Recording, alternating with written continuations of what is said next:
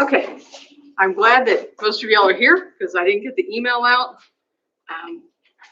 I went to work and got busy, and then I went home after I got my shot and took a Benadryl. So Friday was pretty much gone. I'm a lightweight. A Benadryl will knock me out for 24 hours. But seems like everybody got the message. You're back in class. We're still doing this online for those who can't be here, because inevitably there's going to be somebody. And we went over the rules for that. So any questions before we get started?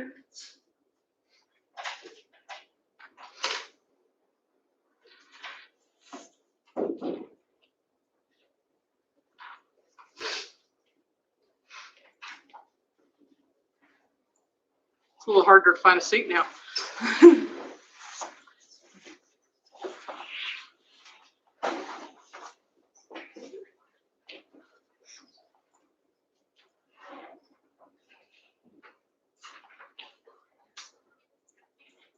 All right, so where we stopped with the triangular trade and how the New England colonies are doing pretty well as far as trade goes. It's increasing, lifestyles are getting a little bit better, houses are being built, money is coming in. Now, they do have an issue of, cash shortage, but that was pretty much everywhere in the colonies. And it's going to be a problem in the colonies for quite a while. But things are pretty good as far as prosperity.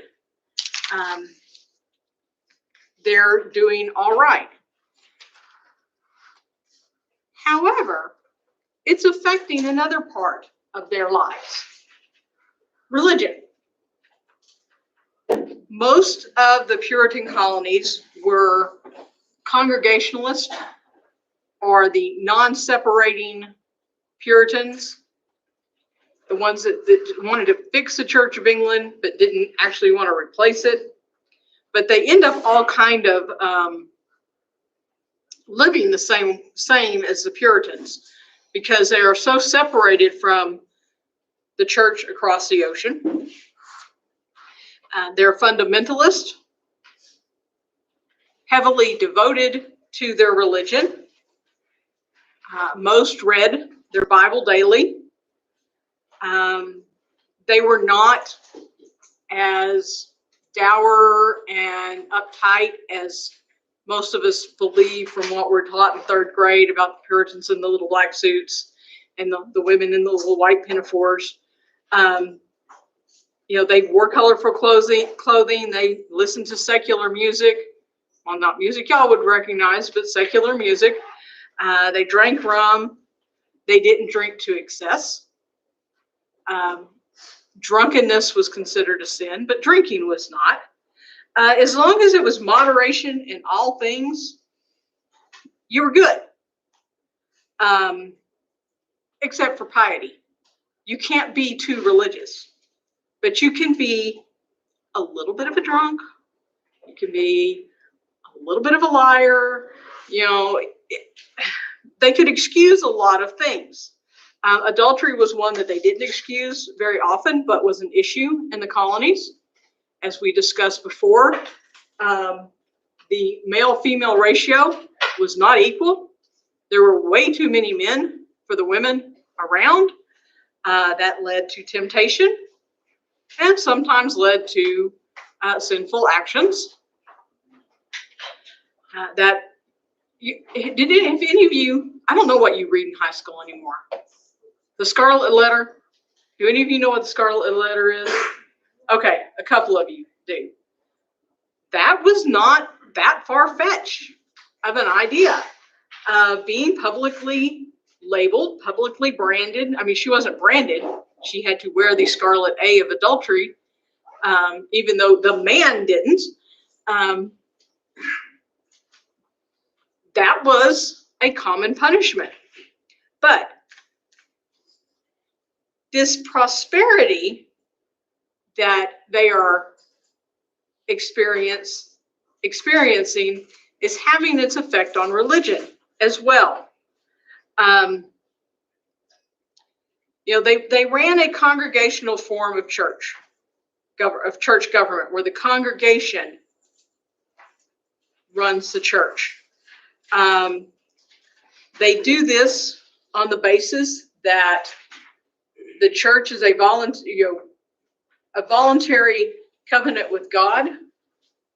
That's a very short step to, thank you,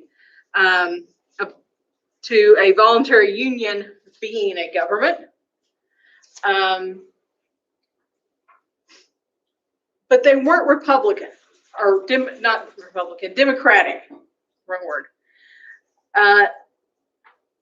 They felt a need for government to control people because of human depravity. Not, we need a government where everybody has a voice. It's just, this is how we do government because this is how we do church. Church members get a voice in how church is run, so therefore church members are going to get a voice in how government is run. And they are running a state-supported church. Taxes are going to pay to support the church. Most people still did attend church every Sunday and every Wednesday. They said on average, Puritan heard about 7,000 sermons in a lifetime, which is a lot of sermons, but that's okay. But they were causing strains. Towns were secular centers, not religious centers by this point. Most things were built, like if you were on a harbor, it was a fishing town. If you were near a forest, it was a lumber town. Population increases were putting a strain on land, which no one thought was going to be possible in this new world. I mean, there's tons of land. Land's everywhere. But there are strains put on the land. Poverty is increasing because what land is there is owned or is owned by the Indians. As Benjamin Franklin said, love your neighbor, but don't pull down your fence. They were a litigious people. They liked to sue each other. We think of suing, we think that this is a modern problem where, I stub my toe, I'm going to sue the building owner because, he should have known better than to put that piece of wood in the door frame. That's been going on in America since the very beginning. They love to sue each other. They might have been religious. They might have, loved God, but they didn't necessarily love their neighbor.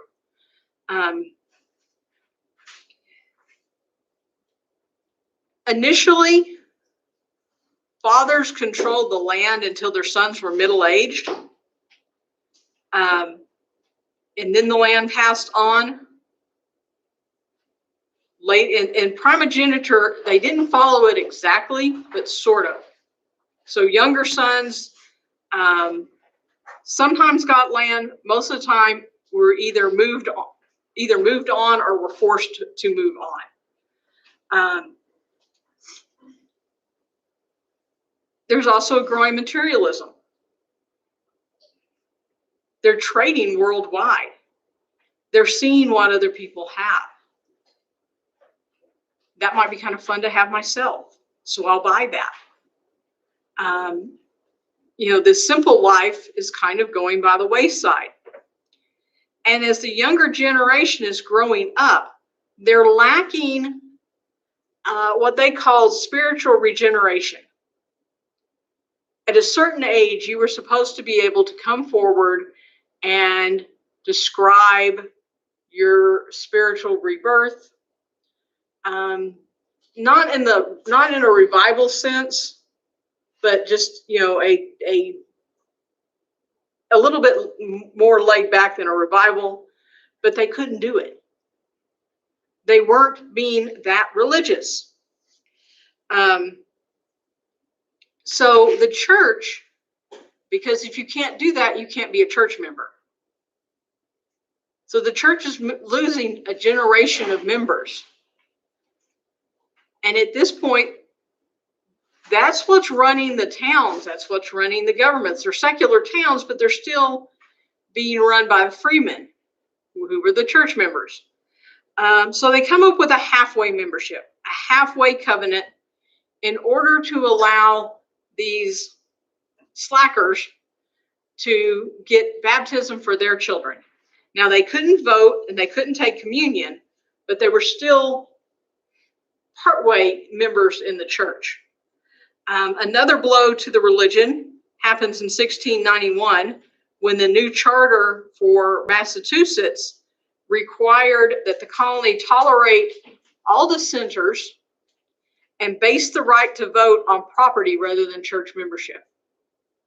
So now all of a sudden, you can have a say in government and you don't have to be a church member, which removes some of the incentive to come up with, that spiritual renewal that you really didn't have and really don't want to lie about. But I need my clicker. I do have to change the slide. Religion does have some weird effects in the colonies. And Salem is the best example, and probably the most extreme. And if I can remember, I will put a video and a extra credit test on Blackboard for those of you who want to learn a little bit more, because I'm not going to go into great detail over Salem, even though I find it's one of those train wrecks you just can't look away from. It's really fascinating. This happens in 1692. Now, the idea of witches and demons and devils and ghosts and spirits has been part of the religion for a long time. And prior to 1692, about 300 New England women had been accused of being witches. Only about 10%, well, a little more than 30, had been hung. One of their tests, if you were a witch, they would throw you in a river, and if you swam, that meant you were a witch.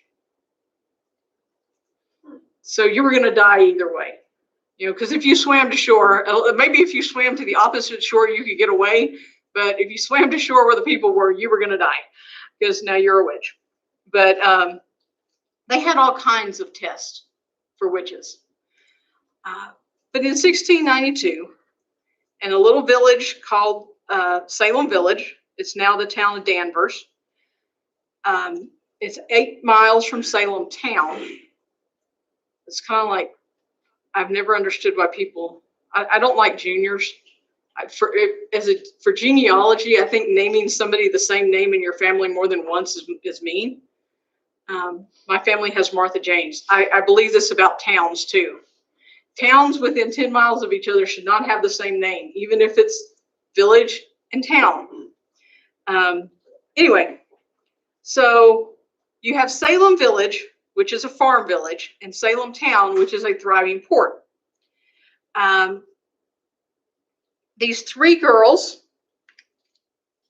start acting weird. And by weird, they're having seizures, they're barking, they're kind of like they have Tourette's. And when they're questioned, they confess that they're under the spell of a woman named Tituba. She was a slave of the Reverend Samuel Parris. She was a West Indies, an African who had come through the West Indies. And she had been telling the girls, because they were fascinated with her, that she practiced voodoo and witchcraft. And she had been telling them about this, telling their fortunes. And they accused her, a lady named Sarah Good, and Sarah Osborne of being Satan's servants. So, of course, the three women are rounded up, brought in front of the courts, and Tituba starts naming names. She says, we're not the only ones in town. I'll give you more people. She starts naming people throughout the whole town. Like half the population is in jail, which is not a big town. It's a farm village.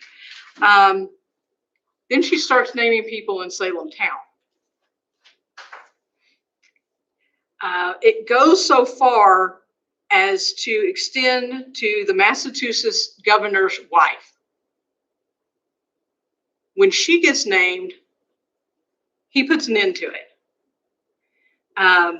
Before it is done, however, like I said, there's a lot of people who are jailed. 19 people are hung. One man who refused to not protect his wife. His wife was accused of witchcraft, and he would not admit that she was a witch, is pressed to death with stones. Did any of y'all ever read The Lottery? It's a short story. You need to read The Lottery. Just look it up. It's very short. And it kind of describes getting pressed to death with stones. His name was Corey Giles. And no one really knows why. No one knows if this was an adolescent prank that went bad, that, got out of hand. Most of the women that were accused were older, curmudgeons, women who didn't attend church, midwives or nurses, and the evidence that they used against them was they had herbs and things, in their homes that they used to help pain. But that was witchcraft. People who were defying traditional roles, widows who stood to inherit either property or businesses. So there's that angle, that authorities allowed this to go on long enough to get rid of some of these threats to society, because you can't have old Mrs. Jones inherit her farm and her husband's tavern and do well for the rest of her life. That's not acceptable. She's a woman. Somebody else should get that. There's also a theory that it was an illness brought on by bad rye. If rye is stored improperly, it grows a germ in it that can cause hallucinations. That might have been part of it. One other theory is that a couple of the girls that started accusing these women of witches had been from towns farther north that had been under attack by Indians.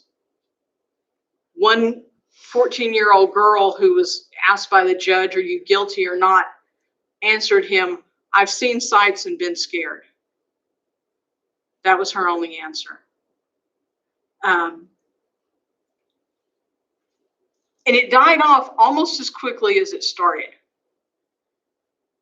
And it really doesn't happen again, but there are going to be more accusations of witchcraft because that belief doesn't end. But that's one of those weird things that religion does in the colonies.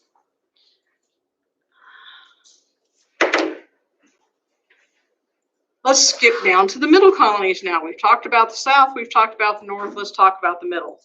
The middle colonies are probably the most representative of what America is going to become. They blend elements of New England and they blend elements of the South. They also have the largest influx of non-English residents. They grow the same crops as they grow in New England, but they are more plentiful because there's better land, longer growing season. Rivers allow them access to the backcountry, which allows for more growing. Also allows for trade with the Indians, so you have fur trade.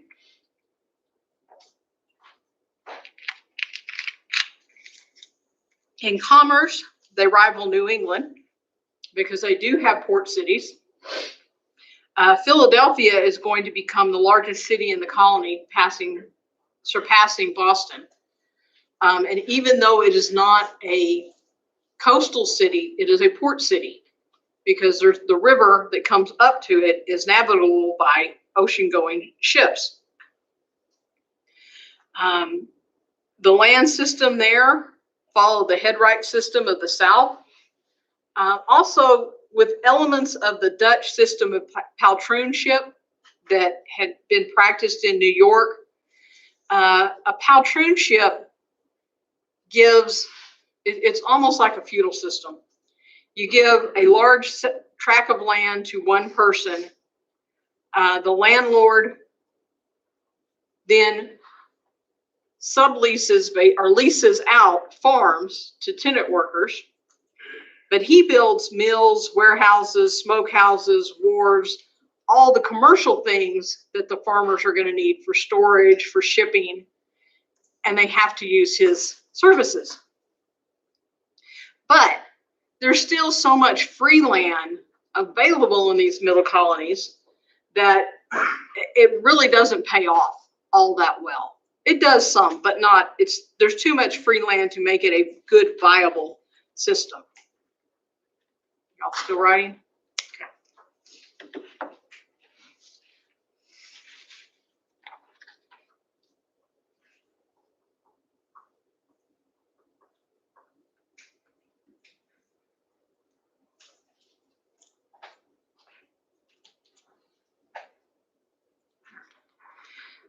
The ethnicity kind of builds on this tradition of tolerance that the middle colonies had under the Dutch. We've talked about all these groups, the Dutch, the Swedes, the Finns, the English, the Welsh, the Scotch-Irish. They had all of those groups.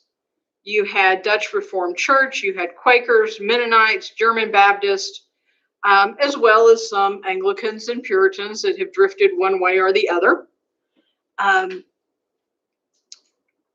All of this was encouraged by William Penn whenever he founded the colony. You know, we talked about how he actually advertised in different languages to get people to come to Pennsylvania.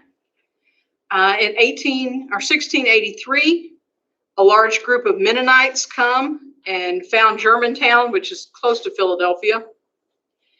The Moravians came mostly as indentured servants. They are what we call today the Pennsylvania Dutch. You know, the ones that paint the pretty hex signs on their barn for good luck. And they run in a belt south of Philadelphia. The Scotch-Irish are going to go inland. They are fleeing Anglican persecution and economic disaster. Between 1717 and 1775, about 250,000 are going to flee to the colonies. And they come with great expectations. They come expecting free land and not accepting no for an answer. And if you go far enough inland, you get what you want. Unfortunately, what they want, the Indians had, and they weren't willing to pay the Indians for it. But the Pennsylvania government, in order to keep the peace, because they believed in buying the land from the Indians, they make it right. So you have this Scotch-Irish band settling in the river valleys. And they're going to drift down too to Virginia and the Carolinas. Add to that, you have Huguenots who were French, Jews, Walloons who are Celtic Belgians. So it's a Celtic people that speak French. The French, you have Danish, you have Portuguese, Spaniards, Italians, Bohemians, Poles. You have a big mix. There's a lot of people in this group. The 18th century saw a great expansion in population growth, not just of English, but many non-English. By 1790, 61% of the population was English. 14 were Scottish, 9 were German, 5 were Dutch, French, and Swedish. 4% were Irish, and then there was 7% of others. When you add in the slave population, this is for all of the colonies. When you add in the slave population, it's likely that probably less than half of the inhabitants were actually British, but still a British colony. The back country of, well, I need to flip it, but y'all are still writing.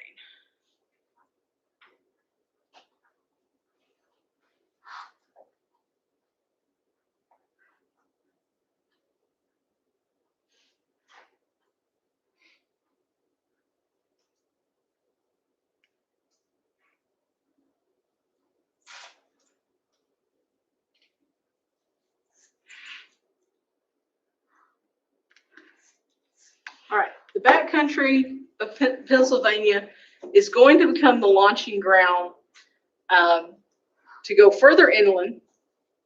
We're not quite there yet, but we're getting ready to. And also to allow travel north and south behind the colony, along the backside of the colonies. The Great Philadelphia Road is going to stretch southward down to the Shenandoah River Valley. And along it are going to come Germans to Shenandoah, and the Scotch-Irish, like I said, they're going to drift down into the Virginia and the Carolinas too. So you're going to see, we're seeing this whole Appalachians to the seaboard area fill up, and it's filling up pretty fast, much to the dismay of the natives that were here first. Kind of to the dismay, too, of some of the earlier settlers who were seeing all that free land disappear and seeing things get more and more like it was in London. And now this Philadelphia Road is great. But you got to remember, most of the colonies are not relating to each other. If you ask somebody from Virginia who they corresponded with, they're not going to tell you somebody from Boston or Massachusetts. They're going to be talking to family and friends and business associates in London or some other English town. The same with people in Boston. The colonies are still independent of each other. And that's kind of important to remember. And once that clicks over and changes, all bets are off.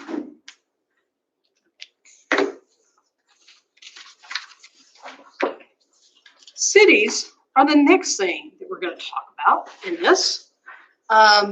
Colonial cities are fairly isolated. Like I just said, they're more likely to look to London than to each other for business contacts, for examples of how to run a city. You're going to look to London. They are a small percentage of the population. They never held more than 10% of the population, but they exert way more influence on commerce, on politics, and on culture. Philadelphia had around 30,000 people. It was the second largest city in the British Empire. So it's second only to London. That's a pretty big city when you consider how long England has been around and all the cities there and how long they have had to grow. New York had about 25,000, Boston about 16,000, Charleston 12,000, Newport 11,000. These cities are all separate. They're all in different colonies. But they do have an influence beyond that. One reason they look across the ocean rather than to each other is travel is initially difficult. But roads get better. Roads tend to follow a pattern. If you can ever look at old maps, you can kind of see this. First, you have game trails. The animals know where the water is. Then the native population follows those animal trails, makes them a little bit wider. Well, when the colonists got there, they followed the Indian trails because, you know, why beat a new path when there's one there for you? Widens them even more, makes them into roads. 87 was the road that Fort Concho used to go to San Antonio. Long before it was US Highway 87. That was the main road. They never changed it. It still runs basically the same route. Because why change it if it works? It goes to where people are. Travel was helped along. I've got my notes out of order. Stagecoaches won't run. Initially, travel was by horse or by foot. Stagecoaches won't run in the colonies until 1732. Taverns will grow up along the roads because it wasn't safe to travel at night. So you basically, and this is another thing, if you look back and you look at how maps are made or what shows up on maps, towns in the 1880s in West Texas were about a day's travel apart. You could get from San Angelo to Ballinger if you pushed it. Most people made it a 2-day trip, but you could push it and make it a 1-day trip. Yeah, we could get to Ballinger in less than an hour. When the railroad came in, they required 2 stops to get to Ballinger to put on water. That's why we have Miles and Rowena. Both of those were built by the railroad. Miles is named after Jonathan Miles, who was funding a lot of this. And Rowena was named after one of his son's girlfriends because he liked her. But you had those towns were placed at those distances so the railroad can take on water. Taverns were built that way too. There's space far enough apart, you know, that you could get from one to the night. From one morning to the next night, you'd get to another tavern. There were more taverns in the colonies than any other business. And they were more than just a place to get drunk. They were probably the most democratic of all social institutions. Anybody was welcome, unless you were an Indian or a slave. Women could come in, but you didn't use the front door, you used the back door. It was a place to drink, relax, read, play cards, gossip, learn the news, conduct businesses. They were gathering places for communication. They had a postal system starting in 1710, but it wasn't very effective. until Benjamin Franklin is made the colonial postmaster in 1753. So most mail was just trusted to someone you knew was going where your letter needed to go. So you go to a tavern and you listen around and find out where people were going, and hey, will you take this letter for me? And when you get to Boston, will you give it to a ship captain so that it goes to London? Not the most efficient way, but an effective way. And most people were honest enough and willing to do that.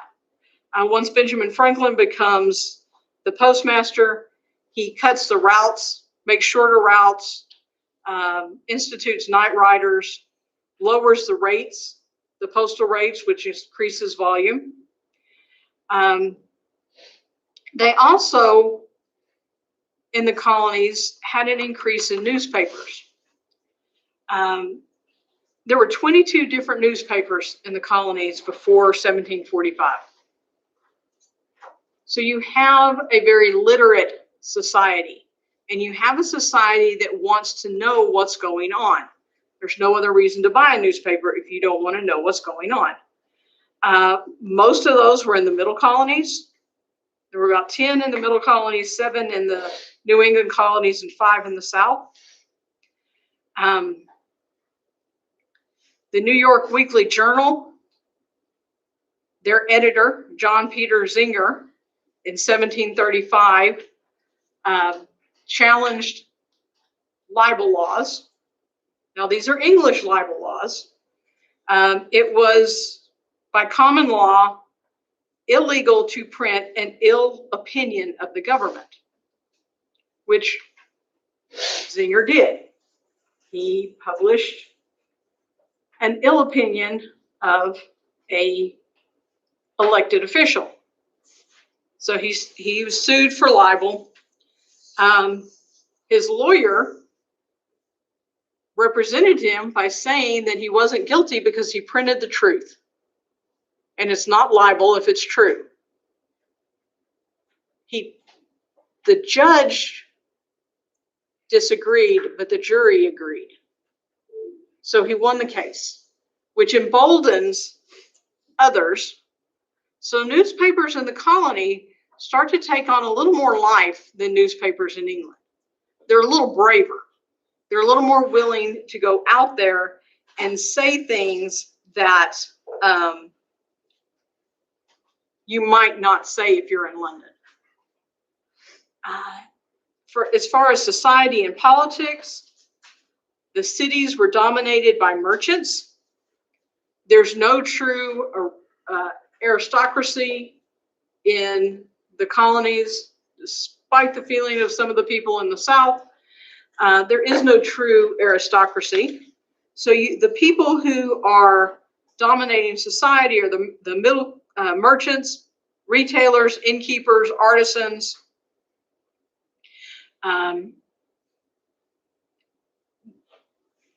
Then you have unskilled laborers and sailors who are kind of the bottom rung. And this is going to get more stratified as time goes on. And the cities are going to take on a very class defined structure. Most cities were crowded, dangerous, busy. You had sanitation issues that had not been thought of really in the colonies before. You finally, when you get that many people, you need actual fire protection and police protection. So you get the first of those services in the colonies, and you get the poor. The poor always end up in the city. And the English tradition put that the public was responsible for the indigent. So almshouses are built. Most of the help was given outside of almshouses, but they're going to get built anyway. All right. The Enlightenment. Let's see if we can get to the Enlightenment.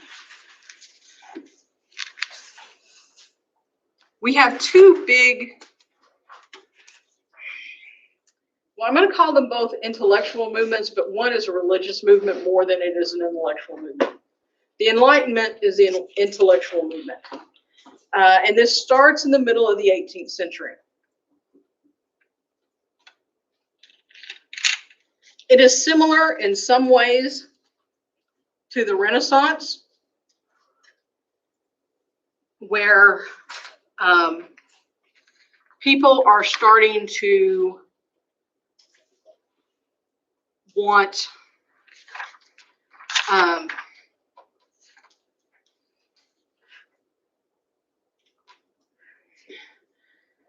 they're looking more at reason to explain the world than religion. And it takes off in America. There's a natural increase in America. There's a rising standard of living, and new ideas are easily disseminated.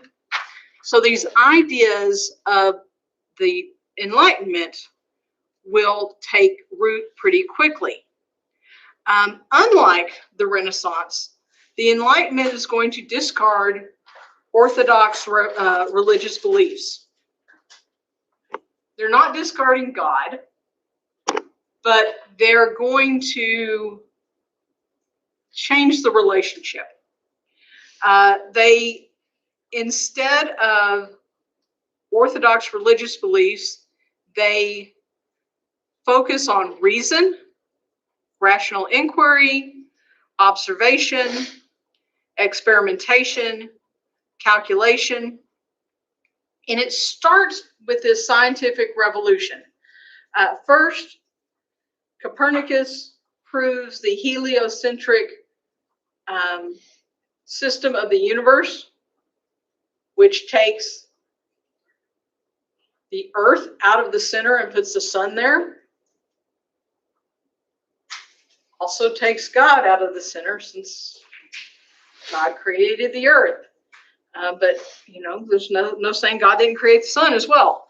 But that is how it is seen.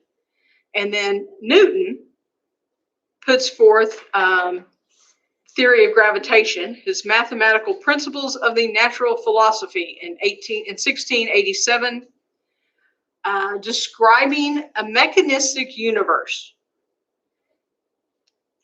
And yes, this is written 50 years before the mid 18th century, but it takes a while for the news to get around and to spread. It's not like today. In this theory, Newton implies that natural laws govern all things: science, politics, economics, and society, and that human beings have the rational ability to figure it out. Much of it could be reconciled with established belief. Natural laws did exist in Christian theology, and, God gets the glory for creating these natural laws. But they take it a little bit further. A new religion pops up called deism. Deists see God as basically a master clockmaker. He makes this great mechanism, winds it up, and sets it going. And then watches it. He doesn't mess with it anymore. So the analogy is, he doesn't mess in people's lives either. He just watches it. He is a distant God who is a little bit disconnected. So therefore, evil doesn't come from original sin. Evil comes from ignorance. Because if you don't know about the natural laws, then you're ignorant of them, and that's when you do bad things. This is where you get that blank slate idea. Humanity is,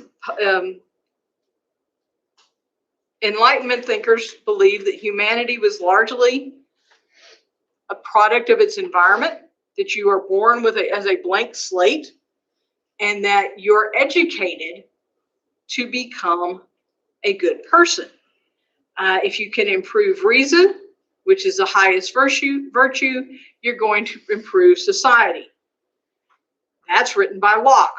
We talked about Locke once before. He wrote one of the constitutions, and he's going to have an effect on our actual constitution later. This fit really well with the American experience, and Americans jumped on the bandwagon. Now, it is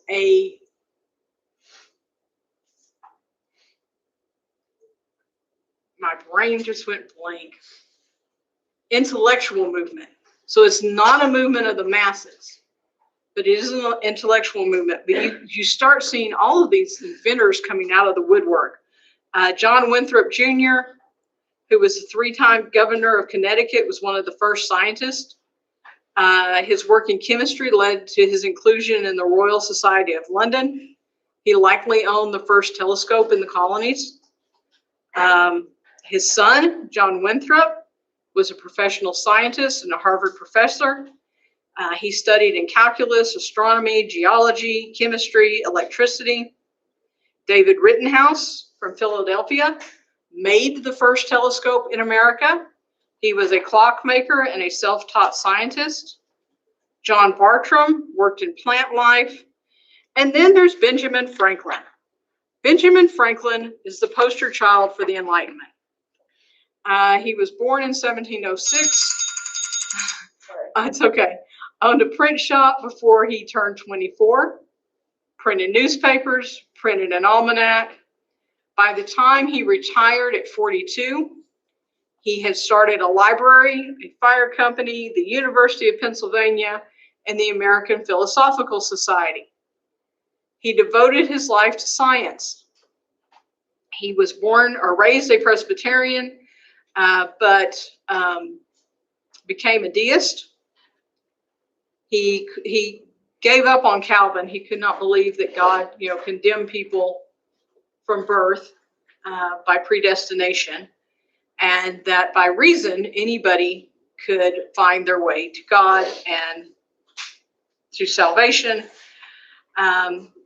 He believed Christian morality was a basis for a good life, but not necessarily the only thing that you needed.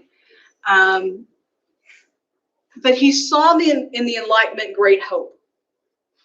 Others like him would include Thomas Jefferson, James Madison, Thomas Paine. It's really funny because I went to a lecture the other day about the Constitution, and they talked about how religious all our founding fathers were. And I'm thinking, they were, but not in the way you're thinking they are. And they were religious. They did believe in God. But at this point, many of them had really succumbed to the Enlightenment and believed that God, while he is a great creator and a wonderful deity, had made the world and let us loose in it. And through his grace, he had given us the knowledge to figure it out. Part of the reason, no, I don't want to stop here. Okay, maybe we can get through this. Part of the reason that the Enlightenment took hold so well in the colonies was that most of the people in the colonies were literate. And a lot of that has to do with religion. If you're forced to read your Bible every day, you learn to read. Almost 90% of all men could read. Overall, education was left to family and church. Free education was a slow concept, but it was coming. The New England area was the most favorable. They did require daily reading of the Bible. And towns were required to set aside land for a school. It was the 1647 Ye Olde Deluder Satan Act, which stated that every town of 50 or more families had to set up a grammar school. It was widely evaded. Setting up a school is expensive. The Dutch, under William Penn, the Quakers built schools, but also widely evaded. But they did establish more private schools in those middle colonies, practical schools as well as academic schools. In the South, it was more scattered. The wealthy had a tendency to send their children abroad for education, but at least they were sending them abroad. At least there was an education happening. And when you have literate people, you can get ideas disseminated to them more. And we talked about the newspapers. So it was a very literate group of people. And we are going to stop there, because when we come back, we'll talk about the bigger movement, the Great Awakening. Okay, if you didn't sign in, you sign in. Yeah.